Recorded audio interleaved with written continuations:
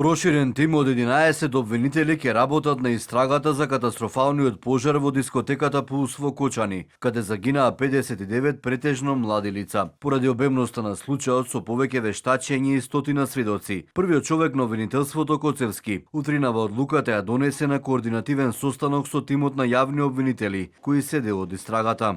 Првичните планови на истрагата упатуваат на обемни активности кои вклучуваат распит на повеќе од 300 сведоци, но и други истражни действија и соодветни вештачења од повеќе области. Јавниот обвинител Коцевски побара од назначените обвинители ефикасна и темелна истрага, која во детали ќе го испита секој аспект и правец на одговорност за трагедијата во Кочани. Во текот на денешниот ден, обвинителите во Кочани превземаат действија за обезбедување докази.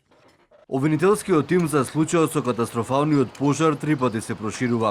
Веднаш по несреќата во Кочани на 16 март, јавниот обвинител формираше обвинителски тим, во кој беа вклучени 5 обвинители од Кочани, Штип и Скопје. Еден ден подоцна тимот се прошири на 9 обвинители.